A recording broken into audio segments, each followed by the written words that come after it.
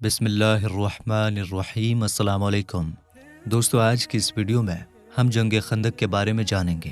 جو ہمارے بھائی یا بہنیں پچھلے پارٹس کو دیکھتے آئے ہیں ان کے لیے یہ اس کے آگے کا پارٹ ہے، اور جو میرے بھائی یا بہنیں صرف اسی ویڈیو پہ آئے ہیں تو ان کے لیے یہ ایک نئی ویڈیو ہے، ان کو بھی یہ ویڈیو آسانی سے سمجھ میں آ جائے گی۔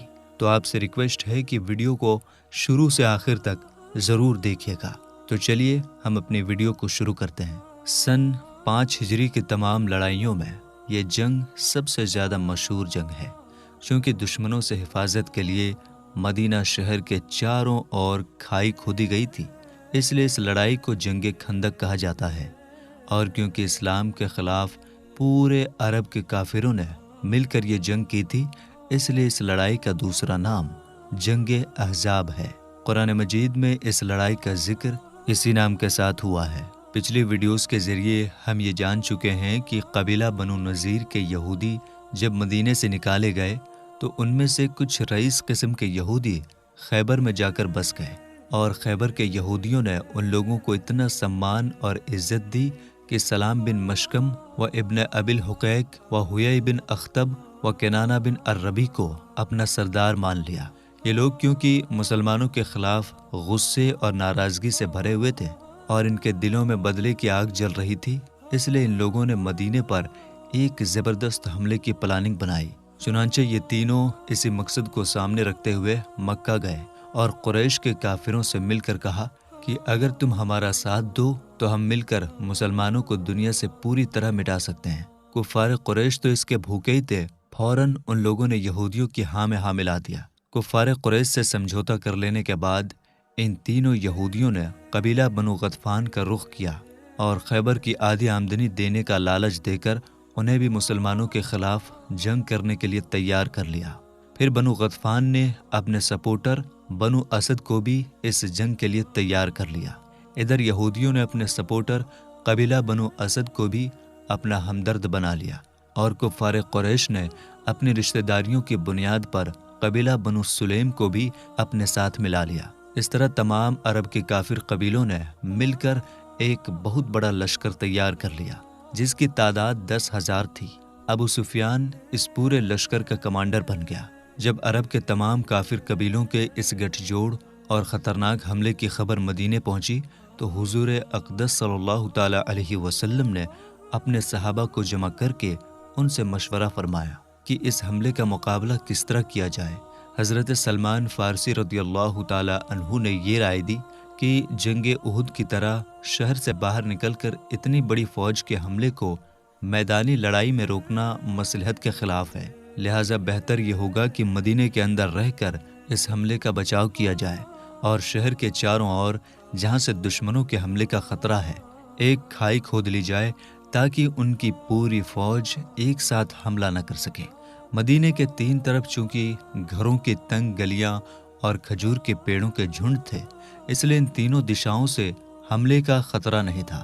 مدینے کی صرف ایک دشا کھلی ہوئی تھی، اس لیے یہ طے کیا گیا کہ اسی طرف 5 گز گہری کھائی کھودی جائے۔ اس لیے 8 ذوالقعدہ 5 ہجری کو حضور پاک صلی اللہ تعالی علیہ وسلم 3,000 صحابہ رضی اللہ تعالی عنہم کو ساتھ لے کر کھائی کھودنے میں مصروف ہو گئے۔ حضور پاک صلی اللہ تعالی علیہ وسلم نے خود اپنے مبارک ہاتھوں سے کھائی کی نشاندہی کی اور 10-10 لوگوں کے لیے 10-10 گز زمین بانٹ دی، اور تقریباً 20 دن میں یہ کھائی تیار ہو گئی۔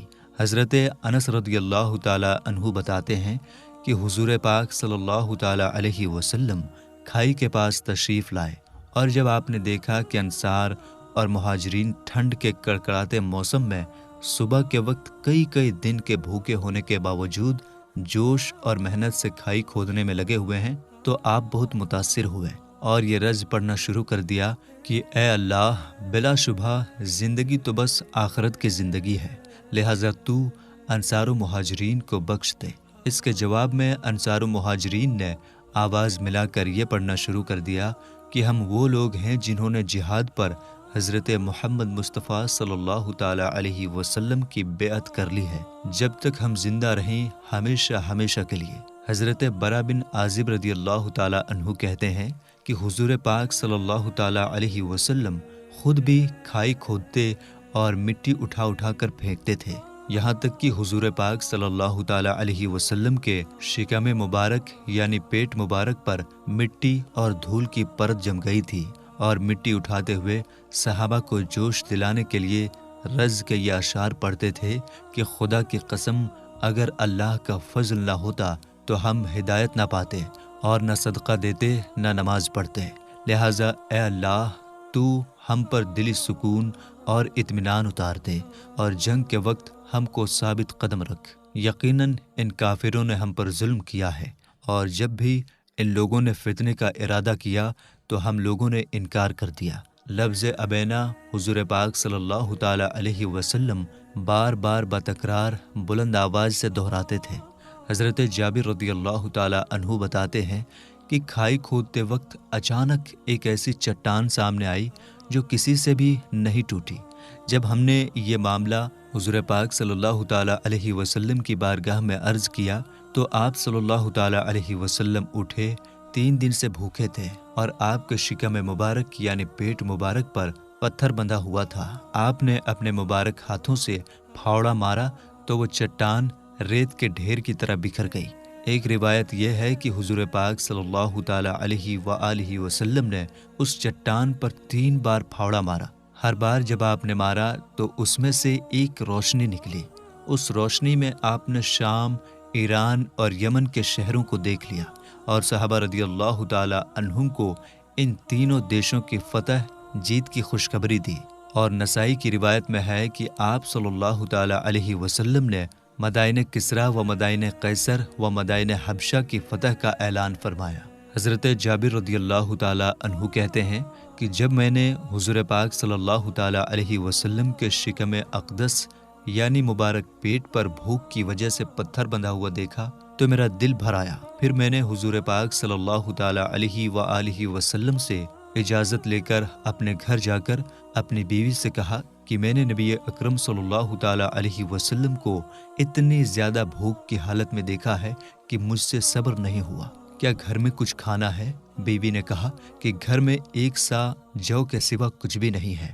میں نے کہا کہ تم جلدی سے اس جو کو پیس کر گوندھ لو، اور اپنے گھر کا پلا ہوا ایک بکری کا بچہ میں نے ذبح کر کے اس کی بوٹیاں بنا دی، اور بیوی سے کہا کہ جلدی سے تم گوشت روٹی تیار کر لو، میں حضور پاک صلی اللہ تعالی علیہ وآلہ وسلم کو بلا کر لاتا ہوں۔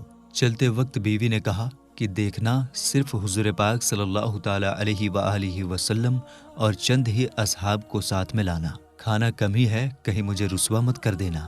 حضرت جابر رضی اللہ تعالی عنہ خندق یعنی کھائی پر آئے اور چپکے سے عرض کیا، یا رسول اللہ صلی اللہ تعالی علیہ وسلم، میں نے گھر میں 1 سا آٹے کی روٹیاں اور ایک بکری کے بچے کا گوشت تیار کرایا ہے، آپ صلی اللہ تعالی علیہ وسلم بس کچھ لوگوں کے ساتھ تشریف لا کر کھانا تناول فرما لیں یعنی کھا لیں۔ یہ سن کر حضور پاک صلی اللہ تعالی علیہ وسلم نے فرمایا، اے خندق والو، جابر نے کھانے کی دعوت دی ہے، اس لیے سبھی لوگ اس کے گھر چل کر کھانا کھائیں۔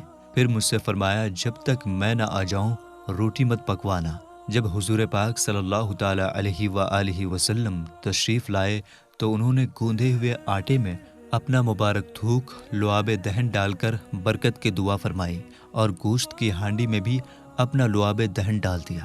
پھر روٹی پکانے کا حکم دیا اور یہ فرمایا کہ ہانڈی چولہے سے نہ اتاری جائے۔ پھر روٹی پکنی شروع ہوئی اور ہانڈی میں سے حضرت جابر رضی اللہ تعالی عنہ کی بیوی نے گوشت نکال کر دینا شروع کیا۔ 1000 لوگوں نے پیٹ بھر کر کھانا کھا لیا، لیکن گوندا ہوا آٹا جتنا پہلے تھا اتنا ہی بچا رہا، اور گوشت کی ہانڈی بھی چولہے پر لگاتار پکتی رہی جیسے کچھ بھی کم نہیں ہوا ہو۔ اسی طرح ایک لڑکی اپنے ہاتھ میں کچھ کھجوریں لے کر آئی۔ حضور پاک صلی اللہ تعالی علیہ وآلہ وسلم نے پوچھا کہ کیا ہے؟ لڑکی نے جواب دیا کہ کچھ کھجوریں ہیں جو میری ماں نے میرے باپ کے ناشتے کے لیے بھیجی ہیں۔ آپ صلی اللہ تعالی علیہ وسلم نے ان کھجوروں کو اپنے ہاتھ مبارک میں لے کر ایک کپڑے پر بکھیر دیا اور خندق کے سبھی لوگوں کو بلایا اور فرمایا، پیٹ بھر کر کھاؤ۔ پھر سبھی خندق والوں نے بھر پیٹ کھجوریں کھائی۔ یہ دونوں واقعے حضور پاک صلی اللہ تعالی علیہ وسلم کے معجزات میں سے ہیں۔ حضور پاک صلی اللہ تعالی علیہ وسلم نے खंदक तैयार होने के बाद औरतों और बच्चों को मदीने के महफूज किले में जमा कर दिया। फिर मदीने पर हज़रत इब्ने उम्मे मक्तूम रदियल्लाहु ताला अन्हु को अपना नायब खलीफा बनाकर 3000 अंसार और मुहाजिरीन की फौज के साथ मदीने से निकलकर सला पहाड़ के पास ठहरे। सला पहाड़ आपके पीछे था और आपके सामने खंदक थी। मुहाजिरीन का झंडा हज़रत ज़ैद बिन हारिसा रदियल्लाहु ताला अन्हु को दिया गया और अंसार का झंडा हज़रत साद बिन उबादा रदियल्लाहु ताला अन्हु के हाथ में दिया गया। कुफ़ार कुरैश और उनके सपोर्टरों ने 10,000 लश्कर के साथ मुसलमानों पर हल्ला बोल दिया और 3 तरफ के काफिरों का लश्कर इस ज़ोर शोर के साथ मदीने पर उमड़ पड़ा कि शहर की फ़ज़ाओं में गर्दो गुबार का तूफ़ान उठ गया। इस खौफनाक चढ़ाई और लश्कर कुफ़ार के दल बादल की मार का आराई का नक्शा कुरान की ज़बान से सुनिए। जब काफिर तुम पर आ गए, तुम्हारे ऊपर से और तुम्हारे नीचे से, और जबकि ठिठक कर रह गई निगाहें और दिल गलों के पास खौफ से आ गए, और तुम अल्लाह पर उम्मीद व याद से तरह तरह के गुमान करने लगे। उस जगह मुसलमान आजमाइश और इम्तिहान में डाल दिए गए और वो बड़े जोर के जलजले में झंझोड़ कर रख दिए गए। मुनाफिकीन जो मुसलमानों के साथ खड़े थे, जब उन्होंने काफिरों की फौज देखी तो डर कर पीछे हट गए और उसी वक्त उनका निफाक यानी दोगलापन जाहिर हो गया। चुनांचे उन लोगों ने अपने घर जाने की इजाज़त मांगनी शुरू कर दी, जैसा कि अल्लाह ताला ने कुरान में फरमाया है कि और एक गिरोह मुनाफिकीन उनमें से नबी की इजाज़त तलब करता था। मुनाफिक कहते हैं कि हमारे घर खुले पड़े हैं, हालांकि वो खुले हुए नहीं थे। उनका मकसद भागने के सिवा कुछ भी ना था। लेकिन इस्लाम के सच्चे फिदाई मुहाजिरीन और अंसार जब काफिरों की बड़ी फौज का हमला देख रहे थे तो उन्होंने अपनी छातियां तान कर ऐसे डट कर मुकाबला किया कि सला और उहुद की पहाड़ियां भी हैरानी से इन मुजाहिदीन की बहादुरी को देख रही थीं। इन फिदाइयों की ईमान वाली बहादुरी की तस्वीर कुरान के पन्नों पर लिखी गई है। अल्लाह का फरमान है कि और जब मुसलमानों ने कबाइले कुफ़ार के लश्करों को देखा तो बोल उठे कि ये तो वही मंजर है जिसका अल्लाह और उसके रसूल ने हमसे वादा किया था, और खुदा और उसका रसूल दोनों सच्चे हैं। और उसने उनके ईमान व इताअत को और ज़्यादा बढ़ा दिया। कबीला बनु कुरैज़ा के यहूदी अब तक किसी भी पक्ष का साथ नहीं दे रहे थे, लेकिन बनु नज़ीर के यहूदियों ने उन्हें भी अपने साथ मिलाने और काफिरों की फौज में शामिल करने की कोशिश शुरू कर दी। चुनांचे हुयई बिन अख्तब अबू सुफियान के मशवरे से बनु कुरैज़ा के सरदार काब बिन असद के पास गया। पहले तो उसने अपना दरवाज़ा नहीं खोला और कहा कि हम मोहम्मद सल्लल्लाहु ताला अलैहि वसल्लम के साथी हैं और हमने उन्हें हमेशा अपने वादे का पक्का पाया है, इसलिए हम उनके साथ वादा तोड़ना अच्छा और सही नहीं समझते। मगर बनु नज़ीर के यहूदियों ने इतने ज़्यादा ज़िद की और अलग अलग तरीक़ों से बहकाया कि आखिरकार काब बिन असद मुआहदा यानी समझौता तोड़ने के लिए तैयार हो गया। बनु कुरैज़ा ने मुआहदा यानी समझौता तोड़ दिया और काफिरों से मिल गए तो मक्का के काफिर और अबू सुफियान खुशी से झूम उठे। हुजूर अक़दस सल्लल्लाहु ताला अलैहि वसल्लम को जब इसकी खबर मिली तो आपने हज़रत साद बिन मुआज़ और हज़रत साद बिन उबादा रदियल्लाहु ताला अन्हुमा को तहक़ीक़ हाल के लिए बनु कुरैज़ा के पास भेजा। वहाँ जाकर मालूम हुआ कि वाकई बनु कुरैज़ा ने मुआहदा तोड़ दिया है। जब इन दोनों मुअज़्ज़ज़ सहाबियों रदियल्लाहु ताला अन्हुमा ने बनु कुरैज़ा को उनका मुआहदा याद दिलाया तो उन बदज़ात यहूदियों ने बहुत ही बेहयाई के साथ यहाँ तक कह दिया कि हम कुछ नहीं जानते कि मोहम्मद सल्लल्लाहु ताला अलैहि वसल्लम कौन है और मुआहदा किसे कहते हैं। हमारा कोई मुआहदा हुआ ही नहीं था। ये सुनकर दोनों हजरात वापस आ गए और सूरत हाल हुज़ूर पाक सल्लल्लाहु ताला अलैहि वसल्लम को बताया तो आपने बुलंद आवाज़ से अल्लाहु अकबर कहा और फरमाया कि मुसलमानों, तुम इससे न घबराओ न इसका गम करो, इसमें तुम्हारे लिए खुशखबरी है। जब काफिरों की फौज आगे बढ़ी तो सामने खंदक यानी खाई देखकर रुक गई और मदीना शहर का घेराव कर लिया। लगभग 1 महीने तक काफिरों ने मदीना के चारों ओर घेरा डाले रखा। ये घेराव इतनी सख्ती से किया गया कि हुजूर पाक सल्लल्लाहु ताला अलैहि व आलिहि वसल्लम और उनके साथी सहाबा रदियल्लाहु ताला अन्हुम को कई दिन भूखा रहना पड़ा। काफिरों ने एक तरफ तो खंदक का घेराव कर रखा था और दूसरी तरफ वे इसलिए हमला करना चाहते थे क्योंकि मुसलमानों की औरतें और बच्चे किलों में पनाह लिए हुए थे। مگر حضور پاک صلی اللہ تعالیٰ علیہ وآلہ وسلم نے خندق کے الگ الگ حصوں پر صحابہ رضی اللہ تعالیٰ عنہم کو تعینات کر دیا تھا کہ وہ کافروں کے حملوں کا مقابلہ کرتے رہیں۔ اسی طرح عورتیں اور بچوں کی حفاظت کے لیے بھی کچھ صحابہ رضی اللہ تعالیٰ عنہم کو تعینات کر دیا تھا۔ گھیراؤ کی وجہ سے مسلمانوں کی پریشانی دیکھ کر حضور اکرم صلی اللہ تعالیٰ علیہ وآلہ وسلم نے یہ خیال کیا کہ کہیں مہاجرین و انصار ہمت نہ ہار جائیں، اس لیے آپ نے ارادہ فرمایا کہ قبیلہ غطفان کے سردار امیہ بن حسن سے اس شرط کا معاہدہ یعنی سمجھوتا کر لیں کہ وہ مدینے کی 1/3 پیداوار لے لیا کرے اور کفار مکہ کا ساتھ چھوڑ دے۔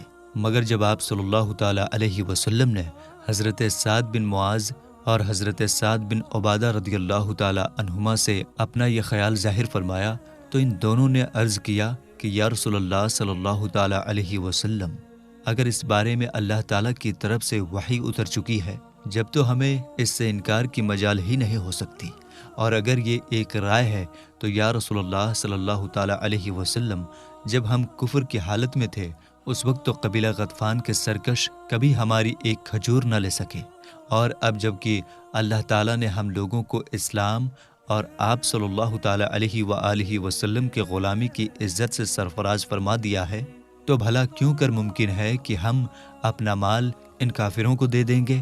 ہم ان کفار کو کھجوروں کا انبار نہیں بلکہ نیزوں اور تلواروں کی مار کا تحفہ دیتے رہیں گے، یہاں تک کہ اللہ تعالیٰ ہمارے اور ان کے درمیان فیصلہ فرما دے گا۔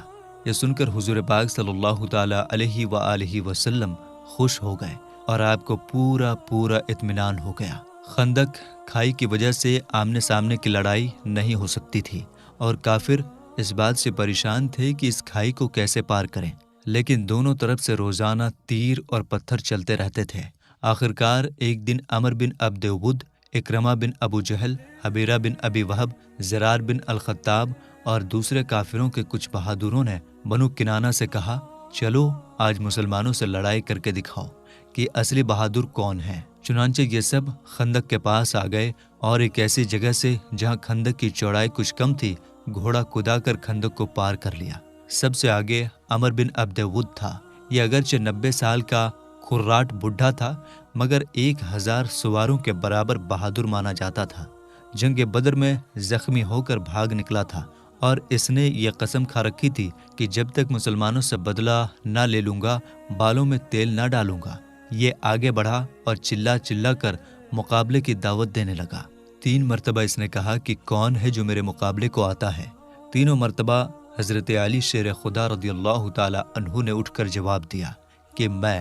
حضور پاک صلی اللہ تعالی علیہ وسلم نے روکا کہ اے علی، یہ عمر بن عبد ود ہے۔ حضرت علی شیر خدا رضی اللہ تعالی عنہ نے عرض کیا کہ جی ہاں یا رسول اللہ صلی اللہ تعالی علیہ وسلم، میں جانتا ہوں کہ یہ عمر بن عبد ود ہے، لیکن میں اس سے لڑوں گا۔ یہ سن کر تاجدار نبوت صلی اللہ تعالی علیہ وسلم نے اپنی خاص تلوار ذوالفقار اپنے دست مبارک سے حیدر قرار کے مقدس ہاتھ میں دے دی اور اپنے مبارک ہاتھوں سے ان کے سر انور پر امامہ باندھا اور یہ دعا فرمائی کہ یا اللہ تو علی کی مدد فرما۔ حضرت اسد اللہ الغالب علی بن ابی طالب رضی اللہ تعالی عنہ مجاہدانہ شان سے اس کے سامنے کھڑے ہو گئے اور دونوں میں اس طرح بات چیت شروع ہو گئی۔ حضرت علی رضی اللہ تعالی عنہ نے فرمایا، اے عمر بن عبد ود، تو مسلمان ہو جا۔ عمر بن عبد ود نے کہا، یہ مجھ سے کبھی ہرگز نہیں ہو سکتا۔ حضرت علی رضی اللہ تعالی عنہ نے فرمایا، لڑائی سے واپس چلا جا۔ عمر بن عبد ود نے کہا، یہ مجھے منظور نہیں۔ حضرت علی رضی اللہ تعالی عنہ نے فرمایا، تو پھر مجھ سے جنگ کر۔ عمر بن عبد ود نے ہنس کر کہا کہ میں کبھی یہ سوچ بھی نہیں سکتا تھا کہ دنیا میں کوئی مجھ کو جنگ کی دعوت دے گا۔ حضرت علی رضی اللہ تعالی عنہ نے فرمایا، لیکن میں تجھ سے لڑنا چاہتا ہوں۔ عمر بن عبد ود نے کہا، آخر تمہارا نام کیا ہے؟ حضرت علی رضی اللہ تعالی عنہ نے فرمایا، علی بن ابی طالب۔ عمر بن عبد ود نے کہا، اے بھتیجے، تم ابھی بہت ہی کم عمر ہو، میں تمہارا خون بہانا پسند نہیں کرتا۔ حضرت علی رضی اللہ تعالی عنہ نے فرمایا، لیکن میں تمہارا خون بہانے کو بے حد پسند کرتا ہوں۔ عمر بن عبد ود خون کھولا دینے والے یہ گرما گرم جملے سن کر مارے غصے کے آپے سے باہر ہو گیا۔ حضرت علی شیر خدا رضی اللہ تعالی عنہ پیدل تھے اور یہ سوار تھا، اس پر جو غیرت سوار ہوئی تو یہ گھوڑے سے اتر پڑا اور اپنی تلوار سے گھوڑے کے پاؤں کاٹ ڈالے اور ننگی تلوار لے کر آگے بڑھا اور حضرت علی شیر خدا رضی اللہ تعالی عنہ پر تلوار کا بھرپور وار کیا۔ حضرت علی شیر خدا نے تلوار کے اس وار کو اپنی ڈھال پر روکا۔ یہ وار اتنا تیز تھا کہ تلوار ڈھال اور پگڑی کو کاٹتی ہوئی حضرت علی رضی اللہ تعالی عنہ کی پیشانی پر لگی۔ حالانکہ زخم بہت گہرا نہیں تھا، لیکن پھر بھی یہ نشان ان کی پیشانی پر زندگی بھر ایک یادگار کے روپ میں بنا رہا، جسے تغرہ کہا جاتا ہے۔ حضرت علی شیر خدا رضی اللہ تعالی عنہ نے تڑپ کر للکارا کہ اے عمر سنبھل جا، اب میری باری ہے۔ یہ کہہ کر اسد اللہ الغالب حضرت علی شیر خدا رضی اللہ تعالی عنہ نے اپنی تلوار ذوالفقار سے ایسا تگڑا وار کیا کہ تلوار دشمن کے کندھے کو کاٹتے ہوئے اس کی کمر تک پہنچ گئی۔ وہ تڑپ کر زمین پر گر پڑا اور کچھ ہی پلوں میں مر کر ختم ہو گیا، اور میدان کارزار زبان حال میں پکار اٹھا، شاہ مرداں شیر یزداں قوت پروردگار، لا فتح الا علی لا سیفا الا ذوالفقار۔ حضرت علی رضی اللہ تعالی عنہ نے اس کو قتل کیا اور منہ پھیر کر چل دیے۔ حضرت عمر رضی اللہ تعالی عنہ نے کہا کہ اے علی، آپ نے عمر بن عبد ود کی زرہ کیوں نہیں اتار لی؟ سارے عرب میں اس سے اچھی کوئی زرہ نہیں ہے۔ آپ نے فرمایا کہ اے عمر رضی اللہ تعالی عنہ، ذوالفقار کی مار سے وہ اس طرح بے قرار ہو کر زمین پر گرا کہ اس کی شرمگاہ کھل گئی، اس لیے حیا کی وجہ سے میں نے منہ پھیر لیا۔ اس کے بعد نوفل غصے میں بفرا ہوا میدان میں نکلا اور چلانے لگا کہ میرے مقابلے کے لیے کون آتا ہے؟ حضرت زبیر بن العوام رضی اللہ تعالی عنہ اس پر بجلی کی طرح جھپٹے اور ایسی تلوار ماری کہ وہ دو ٹکڑے ہو گیا اور تلوار زین کو کاٹتی ہوئی گھوڑے کی کمر تک پہنچ گئی۔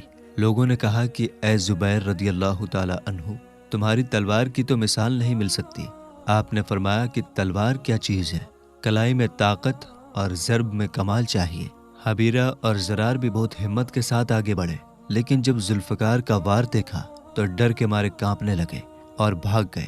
باقی کفار کے گھڑ سوار جو خندق کھائی پار کر کے آئے تھے وہ بھی سب بھاگ کھڑے ہوئے۔ ابو جہل کا بیٹا اکرمہ اتنا گھبرا گیا کہ اپنا بھالا پھینک کر بھاگا اور خندق پار کرنے کے بعد ہی اسے چین ملا۔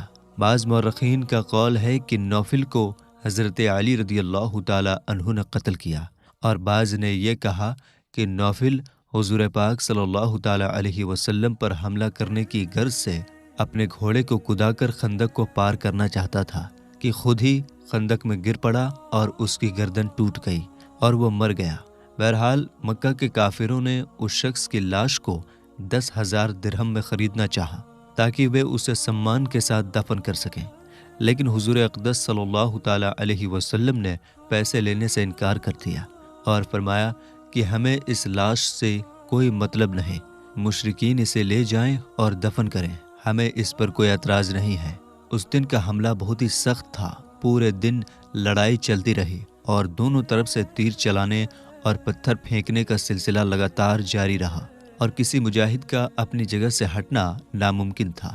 خالد بن ولید نے اپنی فوج کے ساتھ ایک جگہ سے خندق کو پار کر لیا اور اچانک ہی حضور پاک صلی اللہ تعالی علیہ وسلم کے مبارک خیمے پر حملہ کر دیا، مگر حضرت اسید بن حضیر رضی اللہ تعالی عنہ نے اس کو دیکھ لیا اور 200 مجاہدین کو ساتھ لے کر دوڑ پڑے اور خالد بن الولید کی فوج سے آمنے سامنے کی لڑائی میں بھڑ گئے اور جم کر لڑے۔ اس وجہ سے کافر مبارک خیمے تک نہ پہنچ سکے۔ اس گھماسان کی لڑائی میں حضور پاک صلی اللہ تعالی علیہ وسلم کی نماز عصر قضا ہو گئی۔ بخاری شریف کی روایت ہے کہ حضرت عمر رضی اللہ تعالی عنہ جنگ خندق کے دن سورج ڈوبنے کے بعد کفار کو برا بھلا کہتے ہوئے بارگاہ رسالت میں حاضر ہوئے اور عرض کیا کہ یا رسول اللہ صلی اللہ تعالی علیہ وسلم، میں نماز عصر نہیں پڑھ سکا۔ تو حضور پاک صلی اللہ تعالی علیہ وسلم نے فرمایا کہ میں نے بھی ابھی تک نماز عصر نہیں پڑھی ہے۔ پھر آپ نے وادی بدحان میں سورج ڈوب جانے کے بعد نماز عصر قضا پڑھی، پھر اس کے بعد نماز مغرب ادا فرمائی اور کفار کے حق میں یہ دعا مانگی کہ اے اللہ، ان مشرکوں کے گھروں اور ان کی قبروں کو آگ سے بھر دے۔ ان لوگوں نے ہم کو نماز وسطیٰ سے روک دیا یہاں تک کہ سورج ڈوب گیا۔ जंग खंदक के दिन हुजूर पाक सल्लल्लाहु ताला अलैहि वसल्लम ने ये भी दुआ फरमाई कि ए अल्लाह, ए किताब नाजिल फरमाने वाले, जल्द हिसाब लेने वाले, तो इन कुफार के लश्करों को शिकस्त दे दे। ए अल्लाह, इनको शिकस्त दे और इन्हें झंझोड़ दे। हुजूर पाक सल्लल्लाहु ताला अलैहि वसल्लम ने जंग खंदक के मौका पर, जब काफिरों ने मदीना का घेराव किया हुआ था और किसी के लिए शहर से बाहर निकलना दुश्वार था, 3 मरतबा इरशाद फरमाया कि कौन है जो कौम कुफ़ार की खबर लाए। तीनों मरतबा हज़रत ज़ुबैर बिन अल-अव्वाम रज़ियल्लाहु ताला अन्हु ने, जो हुजूर पाक सल्लल्लाहु ताला अलैहि वसल्लम की फूफी हज़रत सफ़िया रज़ियल्लाहु ताला अन्हा के बेटे हैं, ये कहा कि मैं या रसूलल्लाह सल्लल्लाहु ताला अलैहि वसल्लम खबर लाऊंगा। हज़रत ज़ुबैर रज़ियल्लाहु ताला अन्हु की इस जानिसारी से खुश होकर ताजदार दो आलम सल्लल्लाहु ताला अलैहि वसल्लम ने फरमाया कि हर नबी के लिए हवारी मददगार ख़ास होते हैं और मेरा हवारी ज़ुबैर है।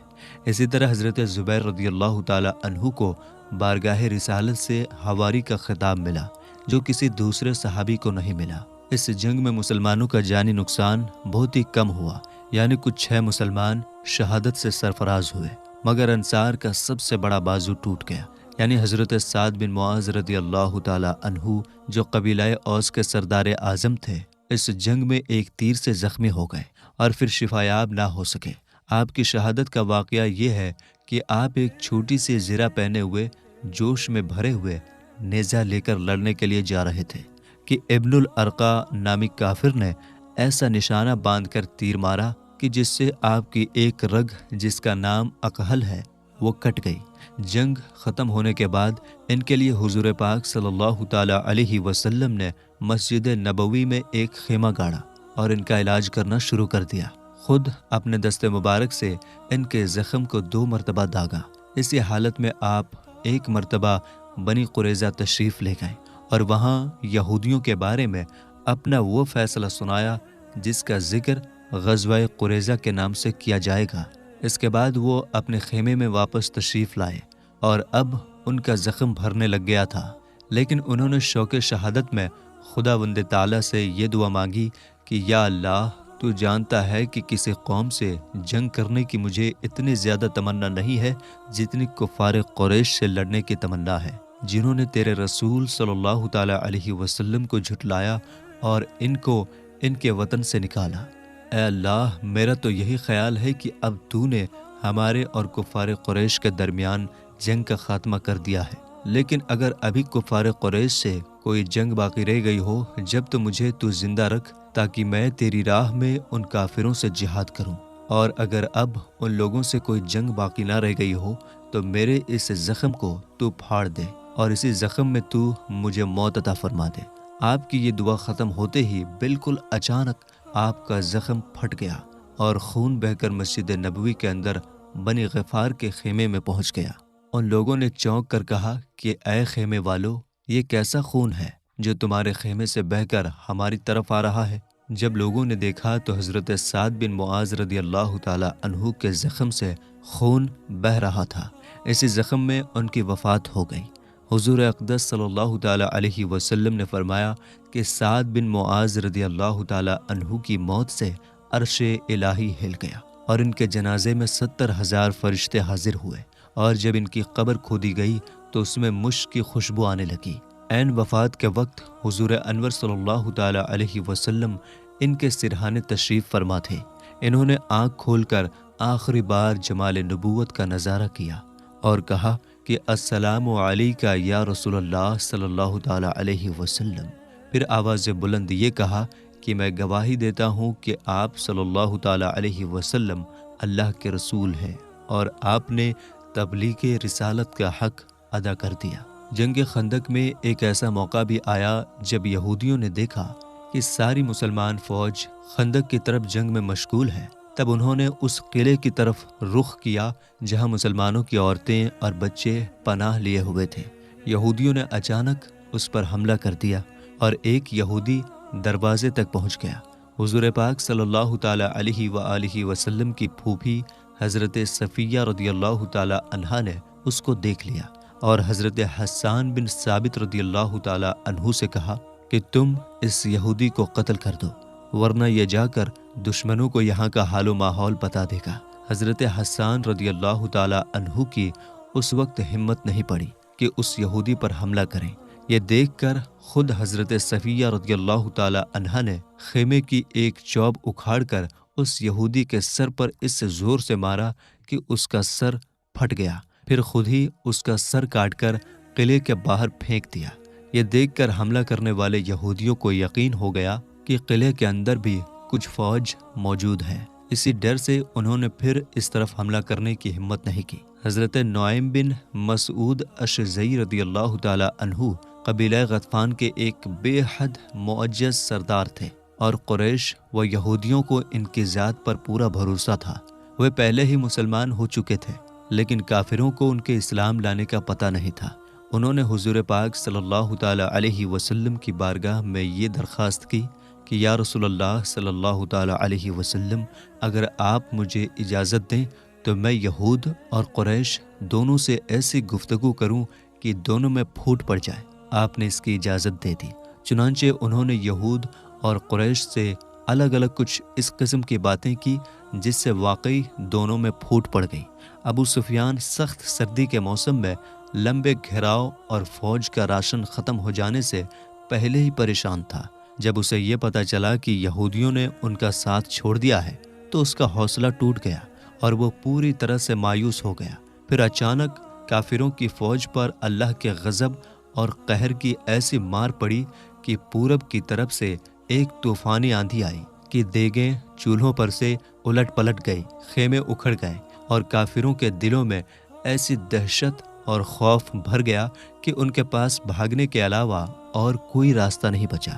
یہی وہ آندھی ہے جس کا ذکر خداوند قدوس نے قرآن میں اس طرح بیان فرمایا کہ اے ایمان والو، خدا کی اس نعمت کو یاد کرو جب تم پر فوجیں آ پڑی تو ہم نے ان پر آندھی بھیج دی اور ایسی فوجیں بھیجیں جو تمہیں نظر نہیں آتی تھیں، اور اللہ تمہارے کاموں کو دیکھنے والا ہے۔ ابو سفیان نے اپنی فوج میں اعلان کروا دیا کہ راشن ختم ہو چکا ہے، موسم بہت خراب ہے اور یہودیوں نے ہمارا ساتھ چھوڑ دیا ہے، اس لیے اب گھیراؤ بیکار ہے۔ یہ کہہ کر اس نے کوچ کا نکارہ بجا دینے کا حکم دے دیا اور بھاگ نکلا۔ قبیلہ غطفان کی فوج بھی روانہ ہو گئی اور بنو قریظہ بھی گھیراؤ چھوڑ کر اپنے قلعوں میں لوٹ گئے۔ ان سب کے بھاگ جانے سے مدینہ کافروں کی گرد اور دھول سے پوری طرح صاف ہو گیا۔ اب یہاں سے غزوہ بنی قریظہ کی شروعات ہو رہی ہے۔ حضور پاک صلی اللہ تعالی علیہ وسلم جنگ خندق سے فارغ ہو کر اپنے مکان میں تشریف لائے اور ہتھیار اتار کر غسل فرمایا۔ ابھی اطمینان کے ساتھ بیٹھے بھی نہ تھے کہ اچانک حضرت جبریل علیہ السلام تشریف لائے اور کہا کہ یا رسول اللہ صلی اللہ تعالی علیہ وسلم، آپ نے ہتھیار اتار دیا، لیکن ہم فرشتوں کی جماعت نے ابھی تک ہتھیار نہیں اتارا ہے۔ اللہ تعالیٰ کا یہ حکم ہے کہ آپ صلی اللہ تعالی علیہ وسلم بنی قریظہ کی طرف چلیں، کیونکہ ان لوگوں نے معاہدہ یعنی سمجھوتا توڑ کر اعلانیہ جنگ خندق میں کفار کے ساتھ مل کر مدینے پر حملہ کیا ہے۔ چنانچہ حضور پاک صلی اللہ تعالی علیہ وسلم نے اعلان کر دیا کہ لوگ ابھی ہتھیار نہ اتاریں اور بنی قریظہ کی طرف روانہ ہو جائیں۔ حضور پاک صلی اللہ تعالی علیہ وسلم نے خود بھی ہتھیار زیب تن فرمایا، اپنے گھوڑے پر جس کا نام لحیف تھا سوار ہو کر لشکر کے ساتھ چل پڑے اور بنی قریظہ کے ایک کنویں کے پاس پہنچ کر نزول فرمایا۔ بنی قریظہ بھی جنگ کے لیے پوری طرح تیار تھے۔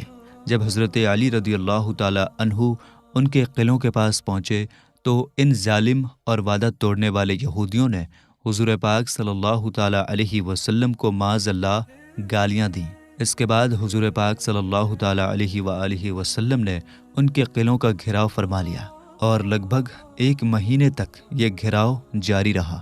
آخرکار یہودی تنگ آ گئے اور انہوں نے یہ درخواست کی کہ حضرت سعد بن معاذ رضی اللہ تعالی عنہ ہمارے بارے میں جو بھی فیصلہ کریں وہ ہمیں منظور ہوگا۔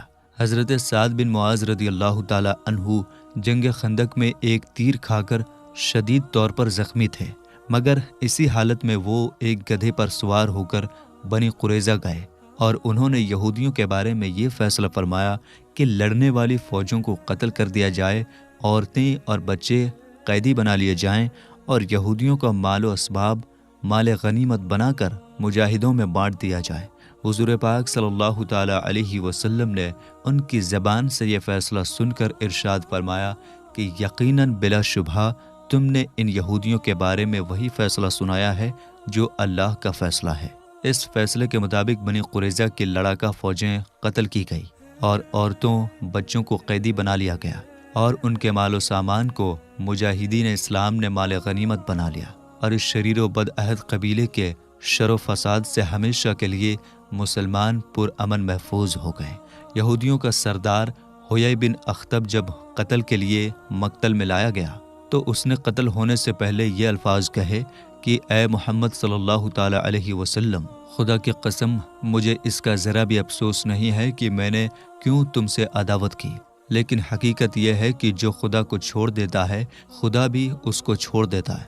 لوگوں، خدا کے حکم کی تعمیل میں کوئی مذائقہ نہیں۔ بنی قریظہ کا قتل ہونا یہ ایک حکم الہی تھا، یہ تورات میں لکھا ہوا تھا، یہ ایک سزا تھی جو خدا نے بنی اسرائیل پر لکھی تھی۔ یہ حیی بن اخطب وہی بدنصیب ہے کہ جب وہ مدینے سے جلا وطن ہو کر خیبر جا رہا تھا تو اس نے یہ معاہدہ یعنی سمجھوتا کیا تھا کہ نبی پاک صلی اللہ تعالیٰ علیہ وسلم کی مخالفت پر میں کسی کو مدد نہ دوں گا، اور اس عہد پر اس نے خدا کو ضامن بنایا تھا۔ لیکن جنگ خندق کے موقع پر اس نے اس معاہدے کو کس طرح توڑ ڈالا یہ آپ پیچھے سن چکے ہیں کہ اس ظالم نے تمام کفار عرب کے پاس دورہ کر کے سب کو مدینے پر حملہ کرنے کے لیے ابھارا، پھر بنو قریظہ کو بھی معاہدہ توڑنے پر اکسایا، پھر خود جنگ خندق میں کفار کے ساتھ مل کر لڑائی میں شامل ہوا۔ سن 5 ہجری کے کچھ اور اہم واقعات آپ سنیں۔